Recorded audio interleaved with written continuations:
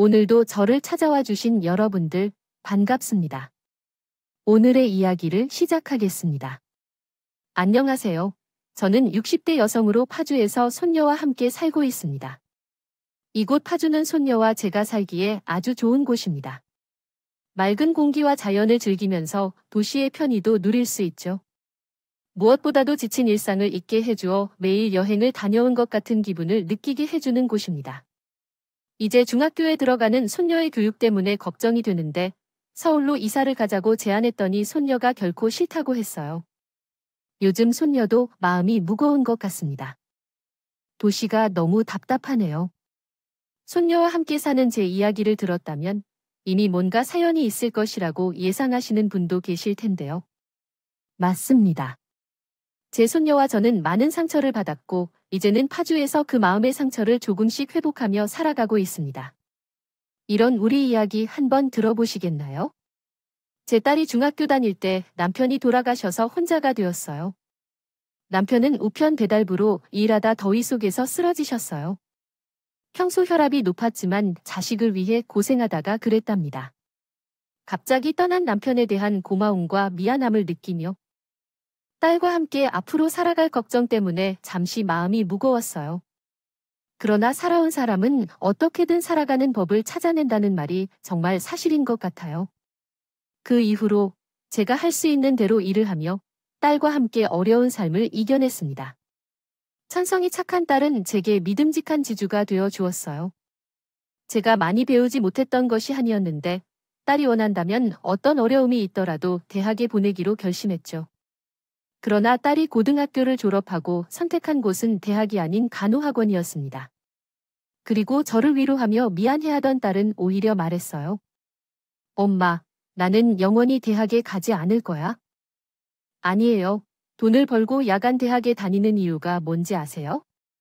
대학에 가서 공부를 하고 나중에 시험을 보면서 양호한 선생님으로 일하고 싶었어요. 그러니까 엄마는 제가 마음에 두고 선택한 것이 아니니 걱정하지 말고 응원만 해주시면 돼요. 그 말에 따라 손을 꼭 잡으며 뛴 눈물이 흐르더군요. 남편에게 한 것처럼 딸에게도 감사하고 미안하다는 말도 했어요.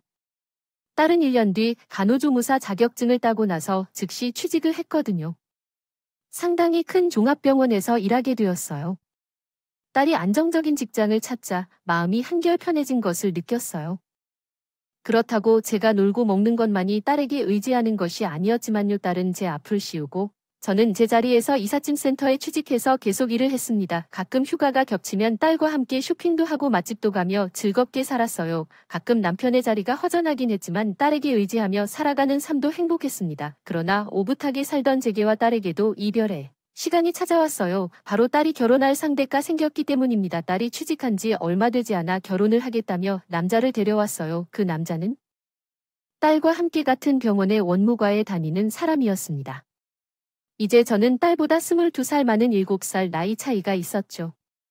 나이 차이가 있긴 했지만 사람 인상이 좋고 직업이 괜찮아서 크게 반대할 생각은 없었어요.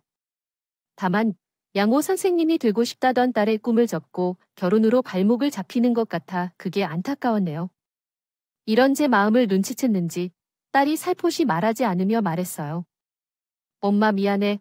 엄마한테 내가 꿈을 이루는 모습을 보여주고 싶었는데 지금은 꿈보다 그 사람과 같이 있고 싶은 마음이 더 커요. 사람이 너무 다정하고 나를 아껴줘서 빨리 같이 있다는 게 너무 가고 싶긴 하지만 회사 다니고 공부도 해야 할 텐데. 그 사람이 그렇게 해준다고 하더라고. 시간이 좀 늦어질 수도 있지만 꼭 하고 싶은 걸 하고 보여줄게요. 걱정하지 마세요. 응, 눈시울이 붉어져 고개를 돌렸다. 결혼했다고 다 포기하지 말고 너 하고 싶은 건 하면서 살아. 언젠가 시집 가는 줄 알았는데 너무 빠른 것 같아서 좀 섭섭하긴 해. 하지만 사람은 진중하고 바르니까 다행이야. 얼마 후에 부모님과 고등학생 여동생이 있는 상황에서 양가의 상견례를 하게 되었어요. 그 자리에 아버님이 보이지 않더라고요. 내 표정을 읽은 것 같아서 예비사비가 입을 열었습니다.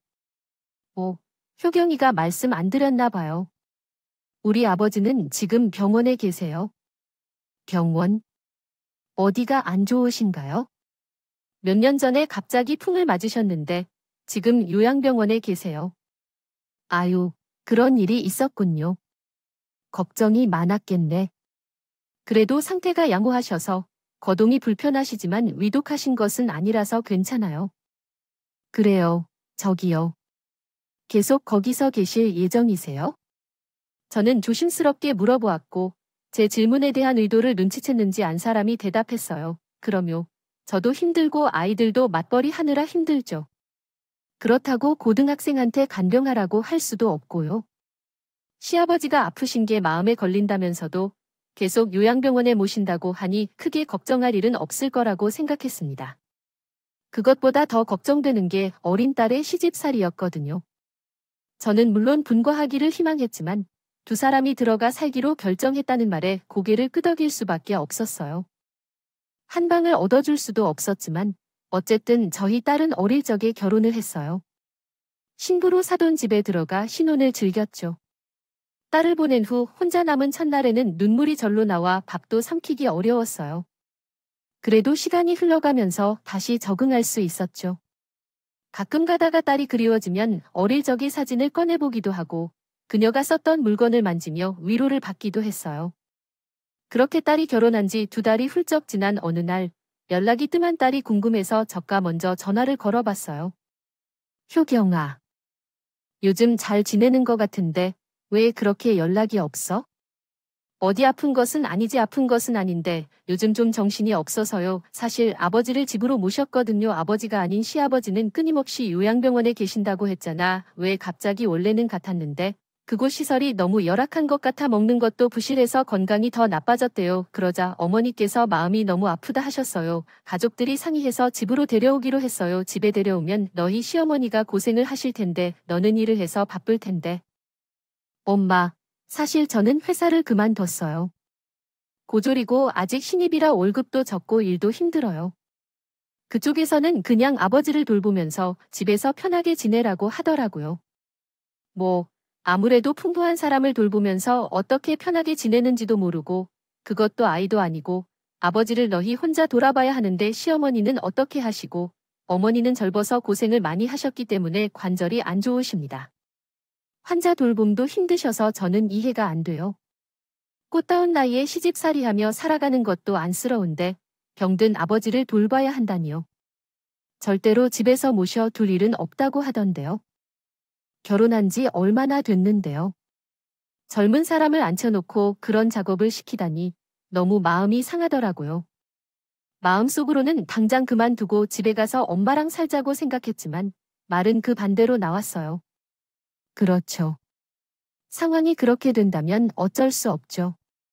결혼했으니 시부모님도 내 부모로 생각하고 모셔야 하는 거니까. 불편하더라도 고생해야 해요. 그렇게 덕을 쌓으면 그게 모두 너에게 돌아올 테니까. 알겠어요. 전 할 수 있어요. 걱정 마세요. 엄마는 밥 잘 챙겨 드시고 지금 좀 바빠서 제가 다시 전화할게요. 딸이 뭐가 그리 바쁜지요? 인사조차도 제대로 하지 못하고 황급히 전화를 끊었다. 처음 결혼했을 때는 회사도 계속 다니게 해주고 공부도 할 수 있게 해주던데 하지만 저철스럽게 약속을 해놓고 말을 바꾼 사위 때문에 미워하게 되었습니다. 그래도 어차피 그 집 귀신이 되기로 결혼했으니 그 상황에 맞춰 살아야겠죠. 이후로도 딸은 계속 연락이 뜸하게 되었는데 걱정스럽고 궁금해서 전화를 몇 차례 걸었다 끊었다 했습니다. 그러던 어느 날 오랜만에 전화 온 딸은 뜻밖의 소식을 전했어요. 저 임신이래요. 엄마, 이제 할머니 되시는 거예요? 아니요, 잘 됐네요. 시어머니께서 좋아하시나요? 박서방은 당연히 매우 좋아하실 거예요. 시아버님도 정말 기뻐하세요. 그래요. 임신한 몸으로 경수발을 힘들어하지 않을까요? 이제 시누이도 성인이 되었으니 함께 좀 도와달라고도 하고 말해요. 안 그래도 많이 도와주는데 제 걱정은 마시라니까요. 저 통뼈잖아요. 딸의 임신 소식에 기뻤지만 한편으로는 마음이 무거워지기도 했어요. 개 나오면 제 몸 하나 건사하기도 힘들겠죠. 경간호까지 어쩌려나 싶어 걱정이 되었어요. 아이가 생각이 깊은 편이라 입버릇처럼 걱정하지 말라고 했지만 저는 그 말이 어떻게 해석하던지 실제로는 들리지 않더라고요. 몇 달 후, 딸은 만삭의 몸으로도 시어머니를 정성으로 대하는 것 같았어요. 딸이 안쓰러워하는 반찬을 만들었지만 오라고 할 수도 없고 아픈 시아버지가 계신 집에 자유롭게 드나들 수도 없어서 답답했습니다. 결국 반찬을 만들어서 딸의 집에 경비실에 맡기고 나와야 했어요. 그래도 맛있게 먹는 모습을 생각하면 마음이 편해졌어요. 얼마 후, 딸은 예쁜 손녀를 낳았어요. 2년간 함께 귀여운 아기를 키우는데 그 어미 어릴 적 모습이 생각났습니다. 저는 병원에서 딸의 손을 잡으며 이렇게 말했어요. 산후조리는 친정 가서 하라고 해주시면 좋을 텐데 아픈 어르신 계신 집에서 몸조리가 되겠니? 아니야, 어머님이 미역 한 보따리 사주셨어. 기장 미역이 좋다고 신경 쓰셨다네요. 네, 걱정 말아줘. 엄마도 일하면서 내 산후조리를 어떻게 해준다고? 집에 도우미 불러서 하면 되지. 아니면 그 흔한 조리원에 들어가도 시댁보다는 편할 텐데. 저는 산후조리도 마음 편히 못하게 된 딸이 너무 마음이 아팠어요. 그리고 그런 채로 걱정은? 지우는 그렇게 아닌 것 같아요. 딸이 몸조리를 제대로 못했는지 나중에 산후풍으로 고생했다고 하더라고요. 아마 애나도 마음대로 쉬지 못한 것 같았어요. 나중에 이 생각을 하면 마음이 아파왔어요. 그런데 딸 때문에 마음이 아파했던 게 끝이 아니었어요. 손녀가 5살이 되던 해 사비가 직장을 옮겨 지방으로 내려갔어요. 하지만 딸은 바깥 사돈을 모셔야 해서 따라 내려갈 수 없었대요. 그래서 그때부터 딸과 제가 3위로 주말 부부로 지내게 되었어요. 우리 딸은 남편 없이 시집살이를 했어요. 혼자 아이를 키우고 아버지도 돌봐야 했습니다. 그런데 딸만 생각하면 마음이 답답하고 짠해져서 자꾸 눈물이 납니다. 시간이 흘러 어느새 딸이 바깥 세상으로 나가 병수발에 서게 되었고 10년이 지났어요. 그때부터 사돈의 상태가 안 좋다는 소식을 듣게 되었고 결국 얼마 후에 부고 소식을 듣게 되었죠. 장례식장에 갔을 때 낯빛이 어둡고 초췌한 딸의 모습에 갑자기 두려움이 들었어요. 효경아, 너 어디 아픈 거 아니야? 왜 얼굴이 그렇게 상해? 그랬더니 그녀는 장례 준비하느라 정신이 없어서 그런 것 같아요 라고 말했어요. 아버지께서 안녕히 지내셨으면 좋은데요. 이제 쉬시면 돼요. 딸의 말에는 조금 안심이 되었어요. 돌아가신 분을 안타깝게 생각하지만 이제 우리 딸도 좀 더 편안하게 살 수 있을 것 같았거든요. 장례식 후에도 시간이 흐른데도 딸의 기분이 좋지 않은 모습이 떠오르곤 했어요. 그런 모습이 떠오르면 자꾸 한숨이 나왔어요. 또한 항상 틀리지 않았던 나쁜 예감이 들었어요. 며칠 후에 일을 바쁘게 하던 중에 전화 한 통을 받았고 급히 병원으로 달려가야 했어요. 그 전화는 딸이 위태로운 상태라는 뜻밖의 전화였어요. 정신없이 병원에 도착한 그날 딸의 입원으로 사촌 가족들이 모여 있었어요. 손녀도 물론 함께 있었죠. 떨리는 손으로 호흡기에 의지하며 누워있는 딸의 얼굴에 손을 올렸어요. 이게 어떻게 된 건가? 효경이가 왜 이러고 있지? 제가 장모님께 알리려 했는데 결코 안 돼, 그래선 안 돼, 고집을 부린다는 식으로 말했어요. 장모님 놀라시면 안 돼, 그게 어떤 말이야? 왜 이러고 누워있지? 효경이는 위암이었어요. 아버지가 돌아가시기 전부터 아프다고는 했는데 제가 말하려 했더니 난리가 났었어요. 죄송합니다. 무슨 일이죠? 아무래도 그 사람은 나에게 말해주어야 했을 텐데요. 아픈 줄도 모르는 어미가 어디 있겠어요? 내 상태가 어떤지 알고 싶어서 발견했을 때 이미 늦다고 했어요. 의료진은 많은 고통을 버텼다고 했어요. 오늘을 넘기는 것이 힘들 것 같네요. 죄송합니다. 무슨 소린가요? 나이가 어리지만 이제 30을 넘긴 사람이 그렇게 허망하게 가나요? 의사를 불러와야겠어요. 다시 물어봐야겠어요. 제 귀로 잘 듣고 있어야 해요. 그 전에는 아무 말도 못 믿겠어요. 저는 오열하며 주저앉았고 사위도 저를 부축하며 같이 눈물을 흘렸다. 그렇게 한참을 논 후에 지친 채 넋을 잃어 있을 때 갑자기 9살 난 손녀가 울음을 터뜨렸어요. 그러고는 눈물을 삼키며 서럽게 말했습니다. 아빠, 엄마가 죽으면 나는 친구들과도 헤어져야 하고 이사를 가야 하고 새 엄마와 함께 살아야만 한대요. 엄마가 죽는 건 싫고 이사 가는 것도 싫고 새 엄마도 싫어요. 갑작스럽게 벌어진 일에 사위는 당황한 표정을 지으며 저는 깜짝 놀라 그게 무슨 소리인지 다시 한번 물었습니다. 그러자 돌아온 손녀의 대답은 저를 충격시켜 말았어요. 아빠랑 할머니가 그랬어요. 아빠는 대구야. 집에 새 엄마가 이미 살고 있대요. 엄마가 아플 때 할머니가 막 나가라고 하셔서 엄마는 큰 길에서나 여관에서 살았잖아요. 그런데 할머니와 아버지는 엄마가 돌아가신 후에 큰 돈을 얻을 것이라고 생각하시니까 그 돈으로 좋은 집으로 이사를 간다며 새 엄마와 함께 살 거라고 했어요. 그 말에 기뻐하며 웃으며 이야기했잖아요. 난 들었어요. 뭐라고요? 윤지야, 그 얘긴 다 진짜야. 거짓말하는 게 아니지. 아니야. 어제 화장실에 가다가 분명히 들었어요. 비 오는 밤에 할머니가 엄마에게 나가라며 가방을 던지며 이런 식으로 말하시기도 했어요. 내가 그것을 말리려고 하자 할머니가 강제로 방으로 들어가라고 몰아넣고 문을 잠그셨어요. 이게 무슨 말인지 전혀 이해할 수 없네요. 캐릭터 이름과 대사를 명확하게 구분하여 작성해 주세요. 또한 문장을 좀 더 명확하게 구성해 주세요. 현재 벌써 9살이에요. 사리분별 다 할 나이고 똑 부러지게 말도 잘하는 애예요. 해가 보고 들은 걸 저렇게 정확하게 말하는데 지금 눈 가리고 아웅하세요. 어디까지가 진실이에요? 말씀해 보세요. 아유사돈, 효경이 아픈데 왜 이렇게 소리 지르고 그러세요? 병원에서 무식하게 정말 이러실 거예요. 무시. 그래, 나 무식하다.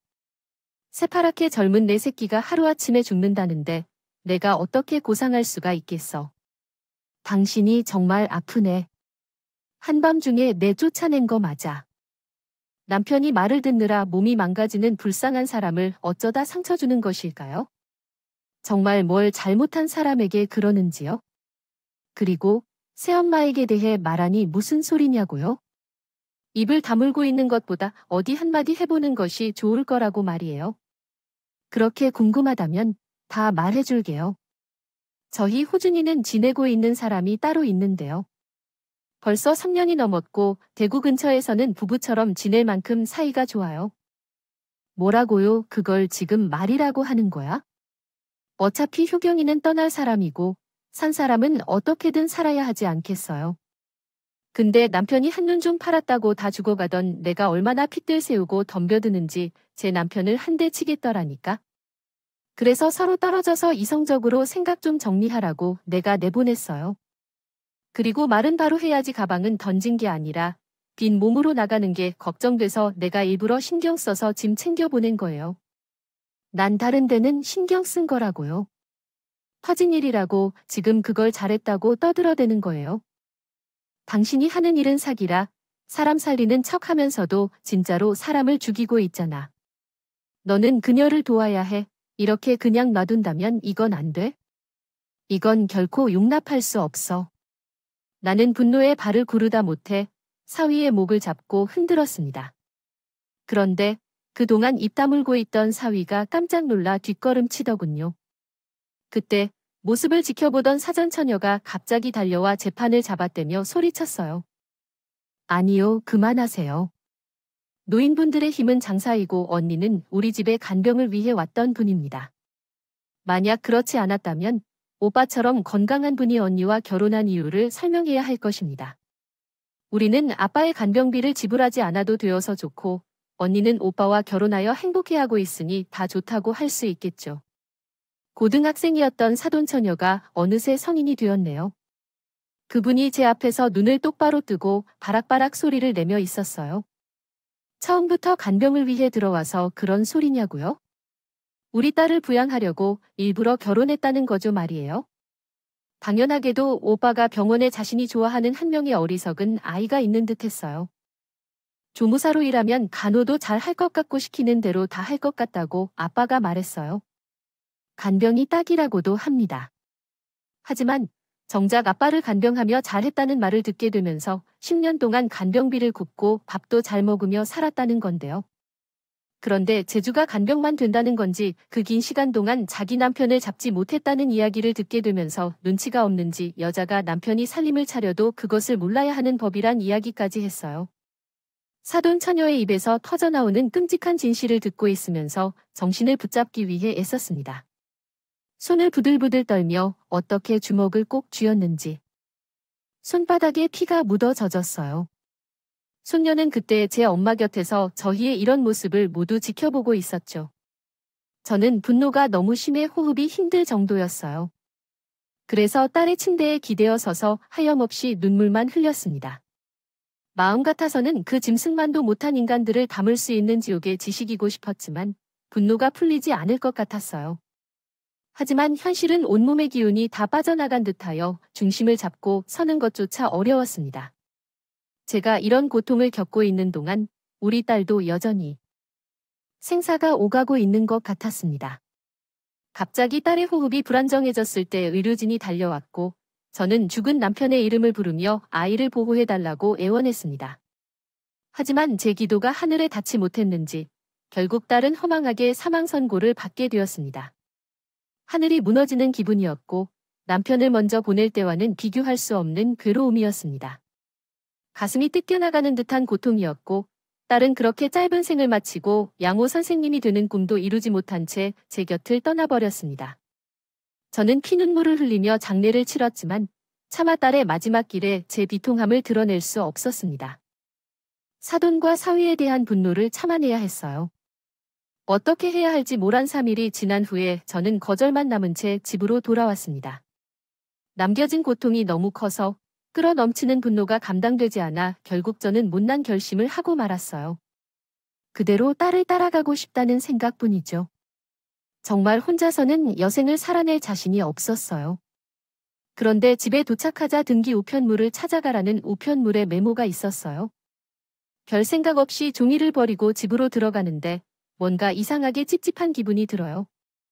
그때는 우편물 따위를 찾으러 갈 마음이 없는 불안한 상태였는데 정말 이상한 것은 그것을 찾아와야 하는 것 같았어요. 터덜터덜하게 아파트 단지와 우체국에 가서 우편물을 받아왔습니다. 그때까지 손에 들고 있던 봉투를 확인하지도 않았죠. 집으로 들어가면서 무심코 봉투에 적힌 이름을 보고 나는 주저앉았어요. 거기에는 너무나 보고 싶었던 이름이 나치채로 적혀 있었거든요. 그것은 이효경이었는데 바로 딸이 보낸 등기였습니다. 제 손으로 딸을 보내줬다는 것을 분명히 알지만 우편물을 보낸 사람은 누구일까요? 제가 다급하게 그 봉투를 열었습니다. 그러자 떨리는 손으로 내부의 내용물을 꺼내 보았습니다. 그곳에는 생각하지도 못한 물건이 들어 있었네요. 바로 보험증서와 통장이었습니다. 그리고 봉투 안에서 마지막으로 꺼낸 것은 딸의 편지였습니다. 자신의 모습과 닮은 동글동글한 글씨로 써진 편지를 읽으니 눈물이 왈칵 솟았습니다. 가슴이 두근거리며 편지를 읽어내렸어요. 편지에는 엄마, 직접 만나서 해줄 말이 너무 많은데 시간이 부족한 것 같아요. 그래서 급한 마음에 이렇게 글을 남기게 됐어요.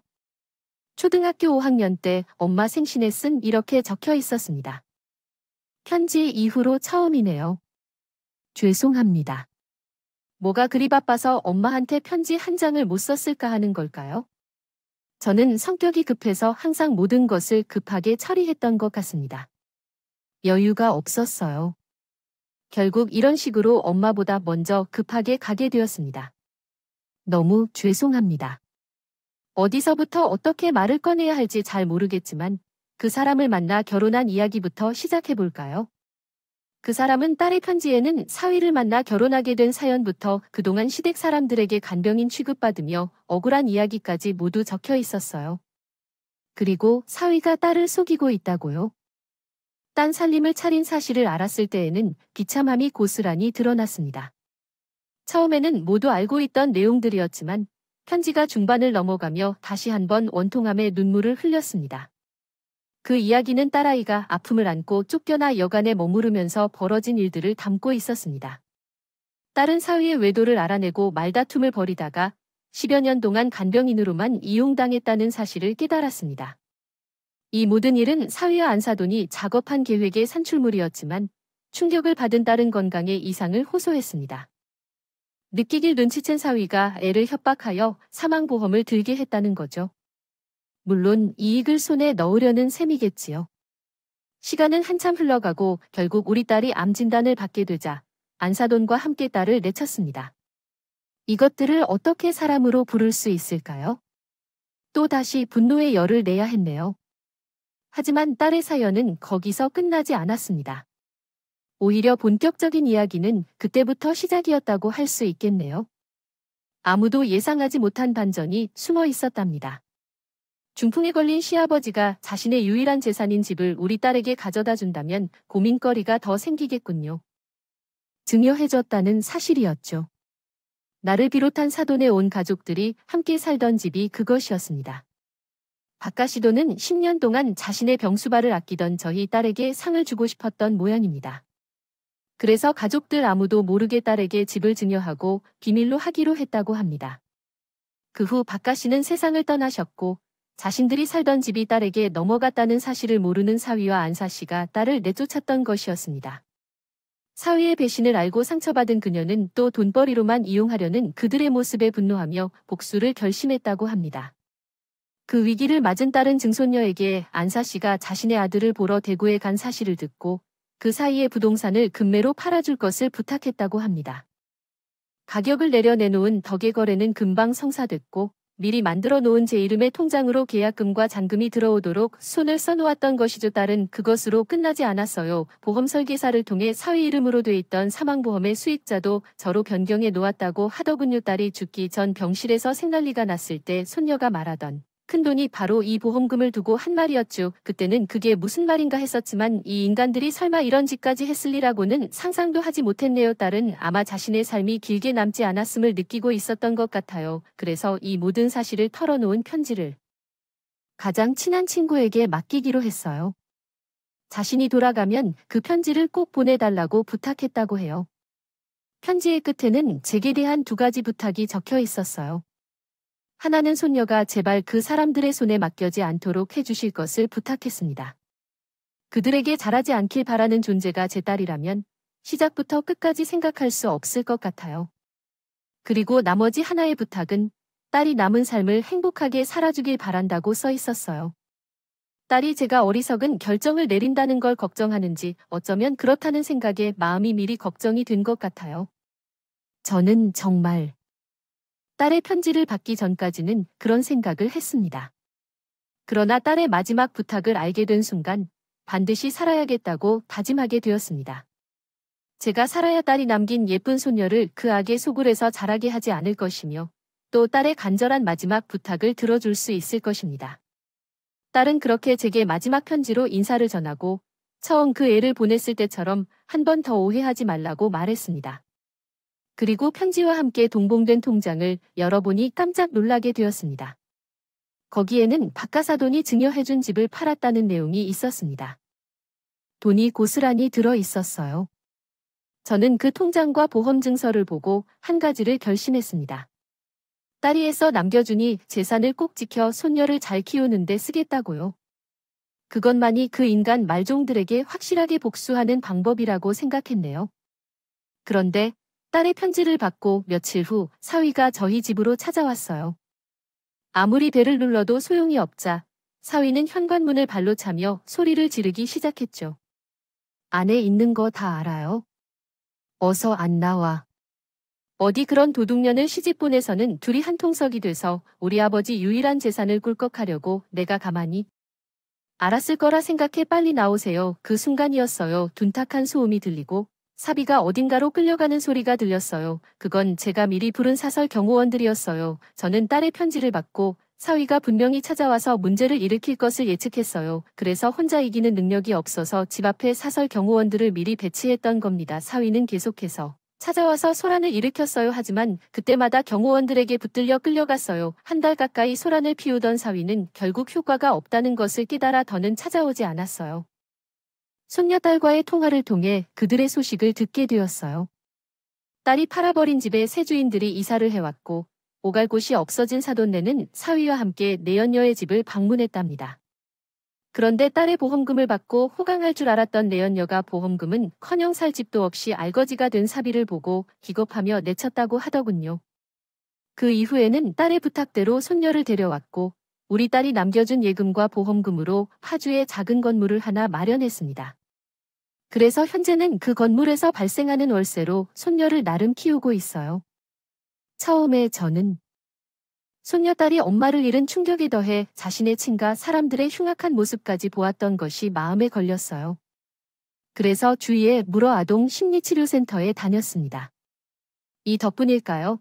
아니면 제 천성이 밝고 착한 엄마를 닮아 있어서일까요? 손녀는 지난 5년간 속 썩이는 일 한 번도 없이 잘 자라고 있답니다. 아이들이 자라는 것이 얼마나 신기한지 처음 태어나 꾸물거리던 것이 엊그제 같은데 이제는 제법 의젓하고 성숙하게 자랐습니다. 저는 이러한 소녀의 곁을 든든하게 지켜주기 위해 요즘 운동도 열심히 하고 젊게 살기 위해 노력하고 있어요. 그래서 자연스럽게 즐겁게 살려고 했던 딸의 마지막 부탁도 들어주게 되었다. 여러분도 소중한 사람과 함께 살고 계신가요? 그 사람과의 행복한 날이 오래 가기를 원한다면 정확히 자신의 건강과 웃음이 가장 중요하다는 걸 알아야 합니다. 여러분도 오랜 행복을 위해 오늘부터 열심히 노력하기를 바라며 제 이야기는 여기서 마치겠습니다. 긴 이야기를 함께 해주셔서 감사합니다. 오늘의 이야기를 사람들과 함께 공유하면서 여러분의 소중한 댓글을 기다릴 테니 구독, 좋아요, 공유는 물론이고 알람 설정도 해주시기 바랍니다. 그럼 오늘도 함께 읽어주셔서 감사합니다.